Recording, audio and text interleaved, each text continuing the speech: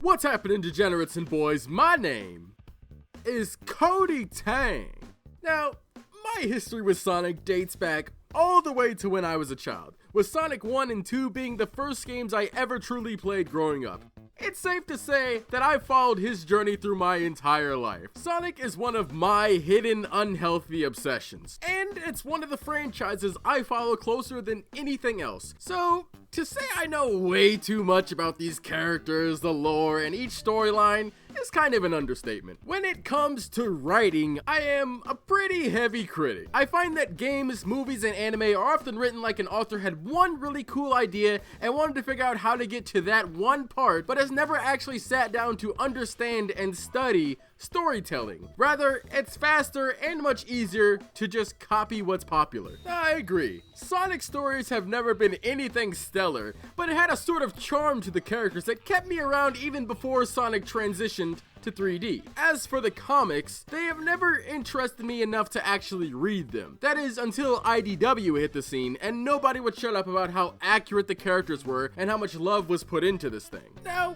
as a kid, I read quite a few of the original Archie comics before finally falling off and only occasionally returning to it. With the atrociously ugly art, piss poor character designs, random nonsensical plot lines, inconsistent character motivations, god-awful pacing, pointless spin-offs, and overall terrible writing, I'm not surprised that I opted to stick to the games in favor of a much more accurate and controlled telling of these characters. Until, the storylines just became a children's comedy cartoon, but that's a video for another day. You see, since IDW is supposedly the best thing to happen to Sonic, I think it's high time that me, an overly critical and pretentious person that looks too far into things, decides to either praise the comic for actually being the best thing to happen to Sonic, or completely dismantle it as the garbage that it is. So hopefully you all come along with me as I take an in-depth look at Sonic IDW and all of its spin-offs. Starting off with, of course, the first few issues, let's take a moment to talk about the covers. There's multiple variants for each of these covers, and while I would love to look over and give my thoughts on each one, doing that would probably extend these videos 5 minutes longer than they should be, so we'll just be looking at the primary art of each one for now. The cover art of the first issue is pretty well drawn by Tyson Hess, with Sonic throwing up a single finger notifying anybody who can't read that this is in fact the first issue. Sonic and Tails are above what I would place as Emerald Hill Zone, evident by the fact that Coconuts is in this shot. While Tails looks really well drawn, Sonic's design on this cover is oddly shaped and stretches in a pretty unflattering way, especially the placement of his quills. Overall, the cover piece is still good, but I don't think Sonic was drawn properly here. In the first official page of the comic, we get backstory and exactly what timeline this is centered around. We clearly see the Egg Viper from Sonic Adventure, the Egg Emperor from Sonic Heroes, the Egg Dragoon from Sonic Unleashed, and finally ending with the Death Egg Robot from Sonic Forces. We can see that it's showing this entire comic is supposed to take place sometime after Sonic Forces, with this one page meaning this comic runs chronologically with the games. Non-canon, but still keeping in line with what the majority of Sonic fans would know. So basically, that means there is no Sally Acorn or any other character that appeared in the original Sonic cartoons or comics. So we'll only have video game characters in this one, and I can't say I'm not on board with that. But it does beg the question of when Sonic Frontiers comes out, will they be reenacting the story, skipping over it like nothing happened, or simply not acknowledging it at all, considering that Sonic IDW now has entirely new characters, plots, and storylines of their own. Either way, the first few episodes of something, or issues in this case, generally sets up the characters and hopefully crafts the ground for how the world works and previews how they'll expand upon it. Judging by the covers, I expect each of the first 3 issues to only feature one of Sonic's friends. So, without further ado, here we go. After Sonic and Eggman's final confrontation in Sonic Forces, Eggman has reportedly vanished. However, his army is still running amok without his command. Sonic spots a city under siege by these Eggman robots, and Sonic does what he does best and steps in to take care of it himself. So, here we see the citizens of Sonic's world and how IDW plans to use them. Considering they're taking the game's canon into consideration, at least for now, humans can exist. Just not in whatever part of the world they're at.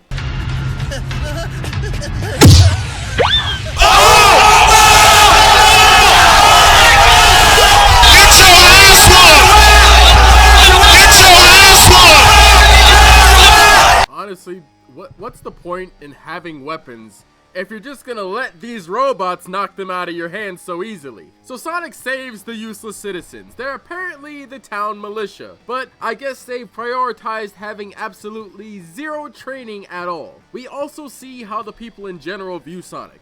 He's something of a celebrity to everybody, with one character going as far as wanting an autograph from him.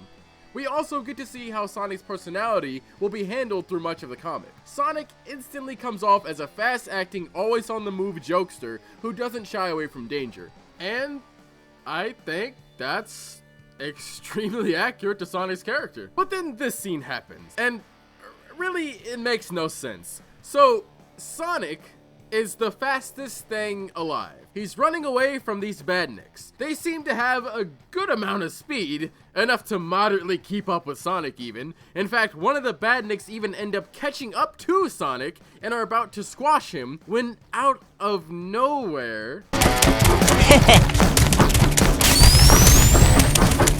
Whoa!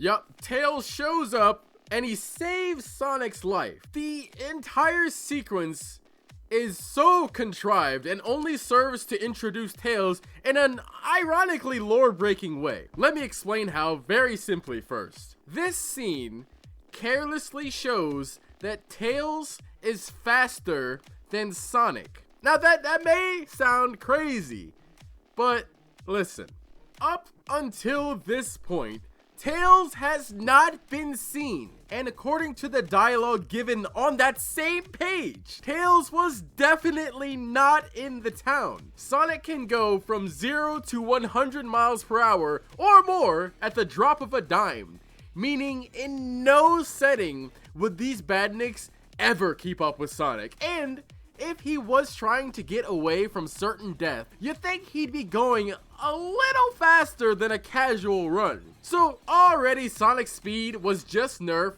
10 times its normal value. Then, just as the hammer is about to hit Sonic, from literally out of nowhere, Tails swoops down at supersonic speed and saves him from the hammer. Just listen to how ridiculous this is about to sound. Tails flew faster than these badniks and Sonic could run, and then was able to save Sonic in the nick of time. We have no indication of what direction Tails came from, so we can only deduce two believable scenarios.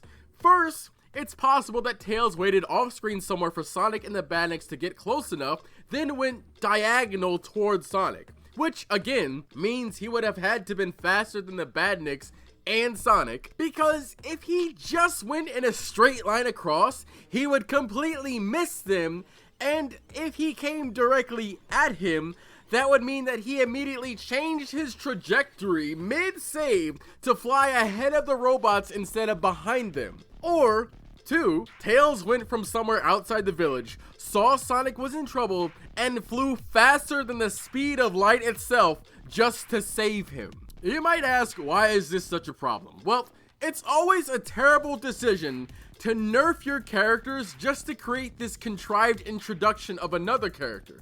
If you aren't paying attention to what your characters can do just by default, you're going to be extremely inconsistent down the line. Sonic is faster than the speed of sound just by casually running. Tails is not. So Sonic makes a comment that the local militia can handle the rest of the badniks, which is funny because they can barely even keep their composure as a whole. Tails and Sonic make quick work of the larger badniks because through the power of friendship, apparently Sonic can now one-shot each of them. I mean, honestly, Tails being here changes literally nothing about the scene. Instead of one Mach-speed hedgehog dodging all their attacks and cutting through each of them, you now have Tails jumping around in the background as Sonic one-shots everybody. This whole scene is actually stupid from the moment Tails is about to arrive to the final hit on the last badnik. I mean, there's literally a page where Sonic bounces off a defeated badnik and proceeds to fly around another one, breaks his leg off while Tails is just fucking off above the badniks. Then Tails bounces off the already defeated enemy, and then this asshole wipes the sweat off his forehead like he did anything. Why the hell was Sonic having any trouble earlier? This is exactly what I'm talking about. This entire scene is entirely inconsistent. Nothing changed for Sonic to now be able to defeat these characters with ease. He didn't gain or lose anything during this entire fight. The sequence of Tails and Sonic working together is essentially trying to show that Tails and Sonic are complementary to each other. But by undermining Sonic's actual abilities, it just creates this very contrived sequence of events that makes Sonic confusingly weaker than he really is. And then there's this expertly written scene that completely shatters what they tried to show earlier. The badniks are running away. And then this happens. Okay, no more playing around! Go for it, Sonic! Blast away!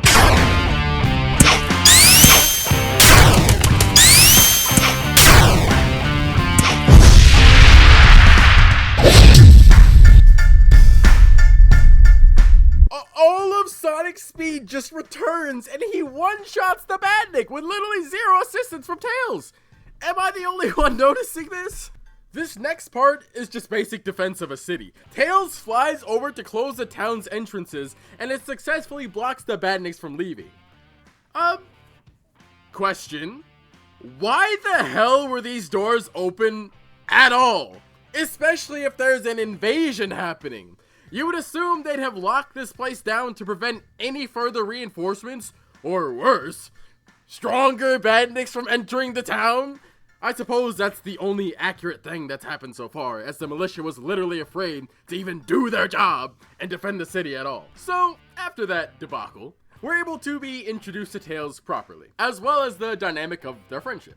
Tails is clearly shown to be a very close person to Sonic thanks to their coordinated attacks and humor together. However, Sonic's carelessness is complemented by Tails' more analytical nature. Tails is able to see that the badniks seem to be acting more intelligently as opposed to their autopilot nature after the defeat of Eggman and Sonic forces. So Sonic questions if Eggman has returned, but Tails quickly shuts this idea down because Eggman hasn't given any indication that he's returned. I mean, I can see where that character trope for Eggman could come from, thanks to Sonic Colors especially, but I think Eggman is pretty consistently shown to just be doing things until it starts affecting everything around him and Sonic comes along or is just there to stop it, and sometimes Eggman might not even be there initially. Sonic decides that whether or not the badniks are being controlled, it's best to keep traveling around and defeat them. And then there's actually a reference to Sonic Forces here about Sonic being captured. Offhanded, there shouldn't really be a problem with that reference, but according to Sonic Forces, Tails is a major coward and can't really do anything without Sonic. But IDW is definitely showing clear signs that Tails is a much more confident character just by his introduction alone. And this new initiative that he has is actually reinforced by the scene that's about to happen. Sonic invited him to tag along and fight more badniks, but Tails opts to actually go solo and take care of the townsmen, which actually shows that Tails has his own autonomy outside of Sonic. And if they can maintain that independence, then Tails will be a fantastic asset to the comic.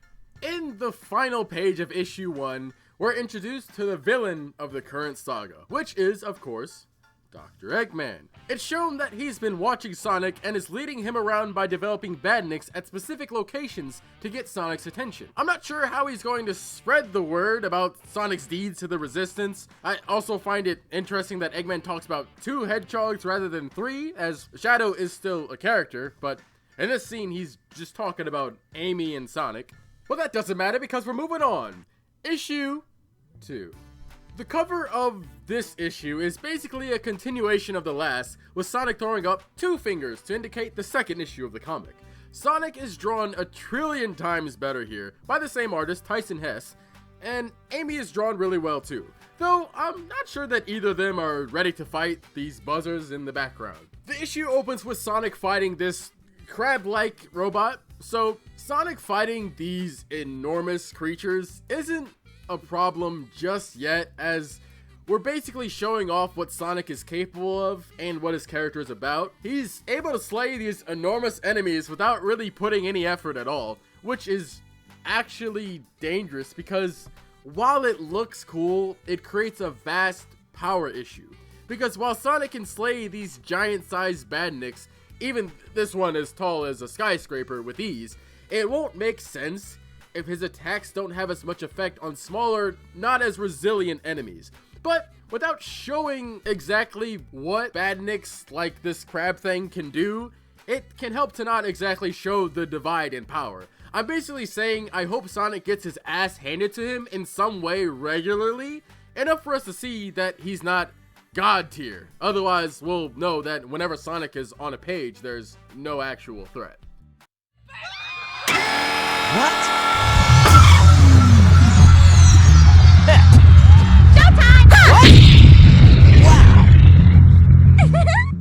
Amy's introduction is a much better way to introduce somebody as opposed to Tails. It doesn't downplay Sonic's strength or nerf him in order for a scene to happen. Sonic can be careless, as already shown in the last issue, so Amy coming down to save Sonic in this way makes sense and also gives a very clear indicator of Amy's strength. Amy says she's already heard about Sonic saving the town, and Sonic says exactly what I'm thinking here. Word got around really fucking quick. Sonic is about to dart off, but Amy stops him. Here we get a look into Amy's character for the comic. Amy still has a clear and undying love for Sonic. She's also able to dish out a lot of damage, and she's also working inside of the same resistance from Sonic forces, presumably under Knuckles if following the canon from that game.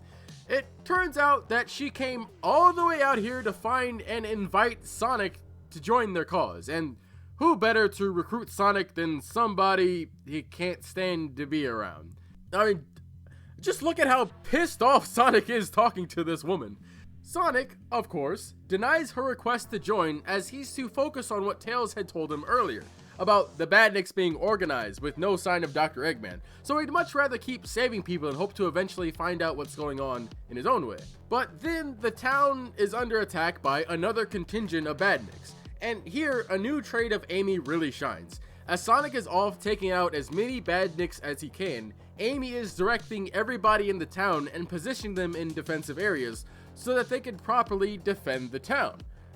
Honestly, I really like this take on Amy's character. Rather than being this absolutely useless bumbling child who does nothing but get in the way of everything, she's reimagined as somebody capable of taking charge and controlling a situation without freaking out.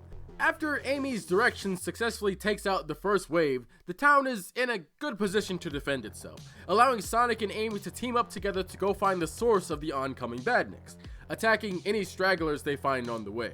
Amy continues to pressure Sonic to join while he keeps denying the offer. It becomes clear that Sonic is a very stubborn character, which, knowing how stories are set up, the way they're really pushing how Sonic refuses to listen to anybody else is really going to come back to bite him. Ready anytime.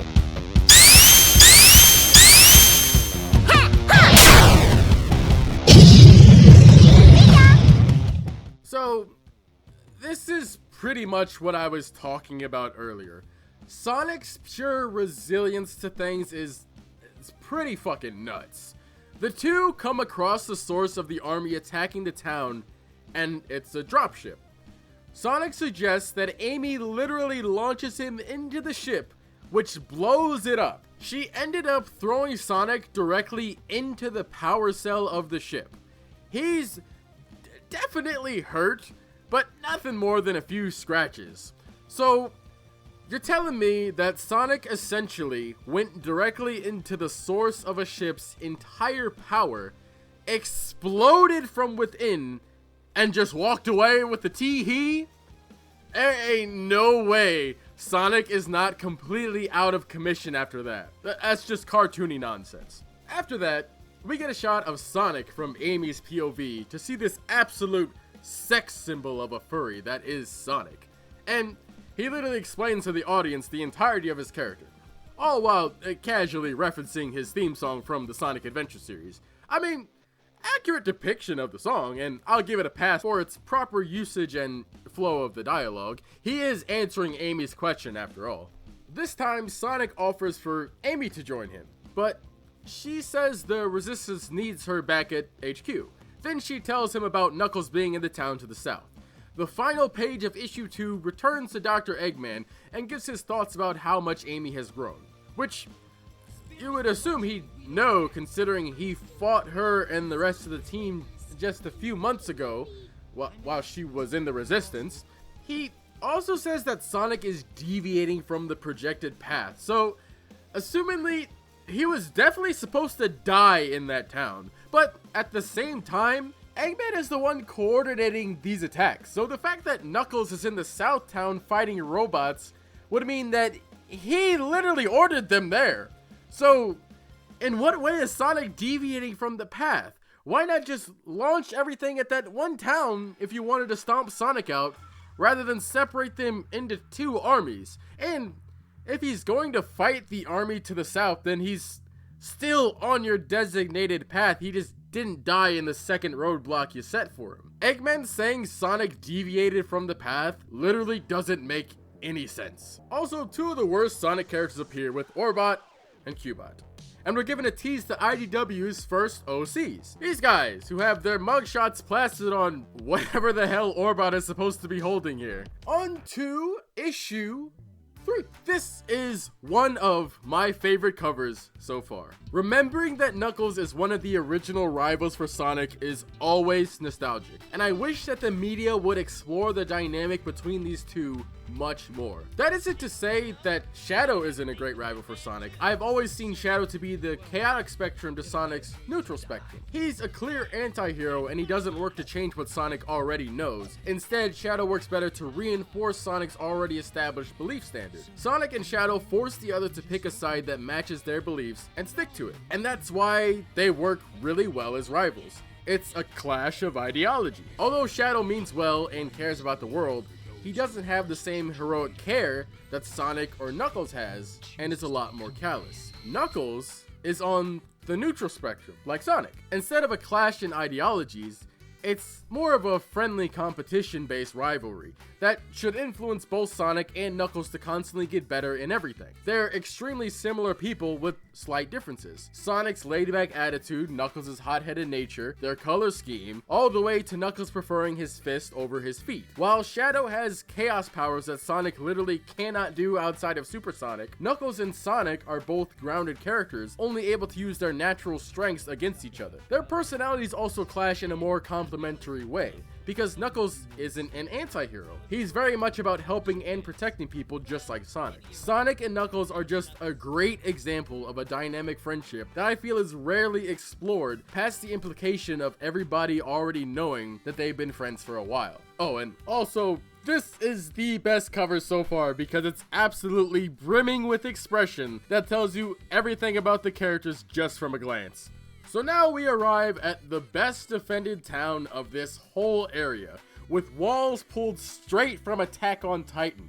Sonic arrives late, but that isn't a problem because Knuckles is shown to be ripping apart a badnik with ease. Knuckles delivers the classic line, and then expresses his disdain for commanding the Resistance, and gives the lowdown for the town being a supply chain for Wisp-on weapons, which are weapons that utilize the energy from another terrible creation in Sonic's world, the Wisps.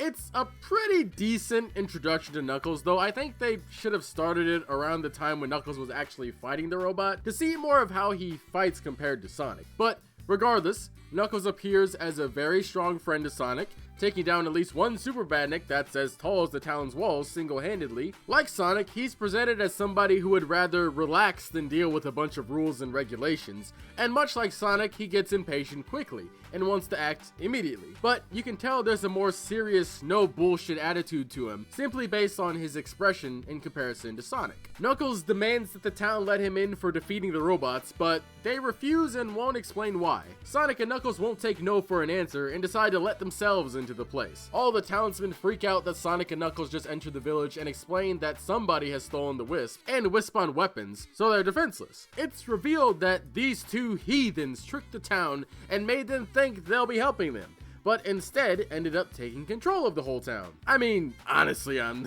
not surprised. Everybody that isn't Sonic's friends in the story have proven to be absolute pussies and don't know how to do anything themselves. So 2 people taking over an entire town and not a single character doing anything about it, it's pretty plausible.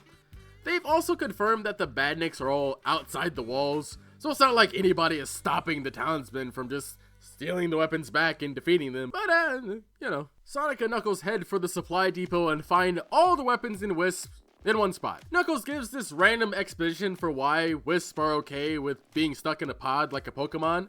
Am I the only one that sees how pretty fucked this is? These Wisps literally live inside of these weapons and everybody just has them laying around like they're household objects. These Wisps have personalities and they're just cool with having their entire being shoved inside these weapons and mounted on weapon racks. I absolutely refuse to believe that they're just okay with that. So the bad guys are revealed to be the characters from the last issue that Orbot was warning us, the viewer, about. They're named Rough and Tumble.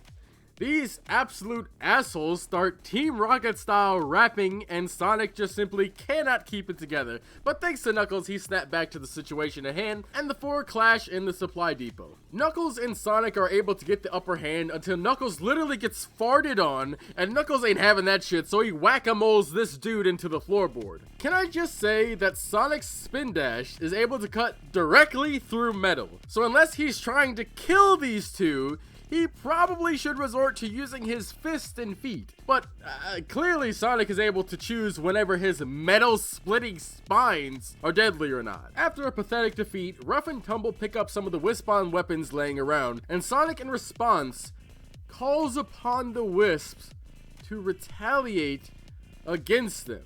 This scene is just so stupid. Here's why. The Wisps can literally fly out of the weapons and also freely fly wherever they want. At no point were they ever forced to do anything for Rough and Tumble. In fact, the Wisps have extremely dangerous powers all on their own. There's honestly no reason why these guys never just retaliated against these dudes. The fact that I'm supposed to believe that nobody but Sonic and company have any sort of initiative to get themselves out of an easily solvable situation is honestly such lazy writing. This could have easily been solved by Rough and Tumble just letting the town be overrun by Eggman robots, rather than the townsmen just being like, they're too scary to act against, and if we leave the town, the robots will get us. Like, dude, the Wisp willingly listened to the resistance, and Rough and Tumble are literally 2 people against an entire town that at least has to have 1,000 to 5,000 people living in it. Literally, shut the fuck up with this town takeover scenario. So, the Wisp, of course, rebel. Sonic and Knuckles hit Rough and Tumble with their own Team Rocket rap, defeat them, and save the town. The Wisp agree to be placed back into their confined hells to help defend the town. As if that worked at all so far. The townsmen act like hardasses suddenly and lock Rough and Tumble up, but not before they deliver a poorly executed rap, which puts Sonic into another fit of laughter. Sonic and Knuckles apparently decide to throw a party because Sonic has definitely decided to party after saving the last 2 towns. Since Eggman has been watching Sonic closely, he sees that Knuckles is actually not guarding the Master Emerald, which again is something that he should already know since Knuckles literally led the entire resistance against him and Sonic Forces. I'm starting to think that there might be something wrong with Eggman after their last fight with him. Either way, Eggman now sets his sights for Angel Island to take the Master Emerald. And now, the final issue of the video, issue 4. Now this issue's cover is pretty interesting. IDW smacked their new OC front and center of the comic. Sonic is seen directly interacting with her by grabbing her tail. Judging by their faces, it seems positive, so she isn't a new villain. But what is Blaze doing in the background though? Is there fire coming from underneath Sly Cooper here? Or is Blaze flying away from her? Either way, it's a pretty good cover. But Emerald Hill being in the background has gotten old, and we're gonna need something new back there now. Thankfully, this is the last piece of the diorama, so now we can get covers that actually hint at the story inside the issue. Though the diorama was drawn very nicely, and issue 3 is still so far in my top 10 list. So, let me just say, this first page of the issue is literally chef's kiss. The giant buzz bomb dropship launching badniks down into the city, the wall of China path leading up to the gate, and the sun setting colors as we near what must be the final setup scene to this saga is just incredible. I love this entire shot here, and love the intense danger that this whole setup implies. We continue setting tone with Sonic expressing doubts at the sheer force that he's about to be up against, and for once the militia is actually actively participating in the battle. This is the best start to an issue yet. This story might actually be starting now that we've got past introducing the core cast. So, we see Sly Cooper here fighting the badniks alone, and with her tail. She ends up hurting herself in the explosion of the bots, and Sonic comes in to pick up the slack. Her name is revealed to be Tangle the Lemur. She's the tomboy character of the comic. I'm getting some Sonic-inspired vibes from her at the moment. Apparently, she's the only character in the universe who doesn't know what the literal celebrity Sonic the fucking Hedgehog looks like, as she is surprised that that's who he is. She's basically the town hero, as she's been participating in the raids for assumably as long as they've been going on. Sonic and her team up, and Tangle uses her tail as a way to slingshot Sonic around. Sonic and Tangle are about to attempt to split their efforts and take out half of the army, when suddenly...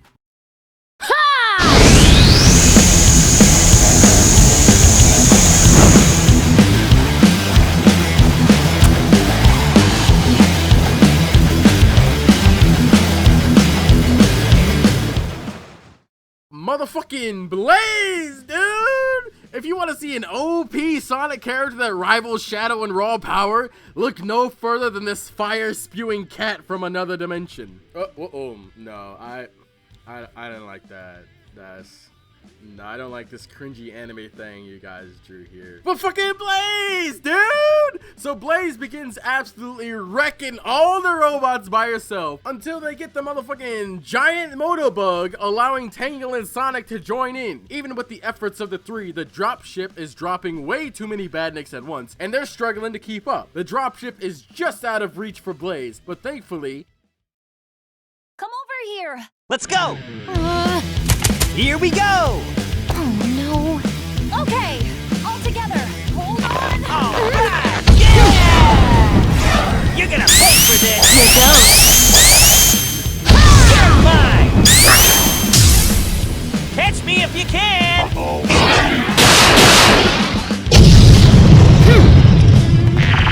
My flame can penetrate anything.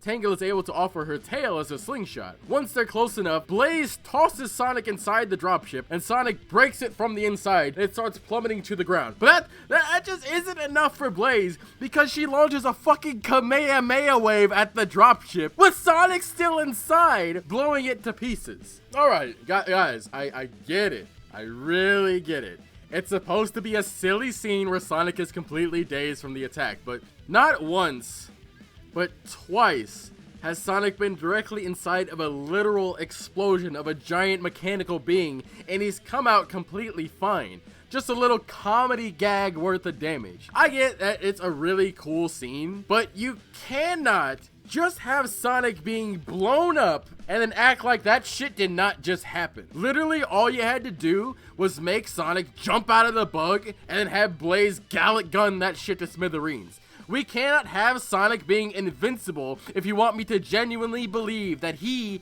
and anybody else is in any sort of genuine danger. After introducing Tangle to Blaze, Sonic asks Blaze why she's come to his dimension, to which he replies that she felt the will of the Soul Emeralds and has arrived to prevent a terrible event in Sonic's world. Believing that Blaze is referring to the events of Sonic Forces, he says that she's come way too late. However, Blaze believes that there's something much bigger going on and refuses to believe that she's there for nothing.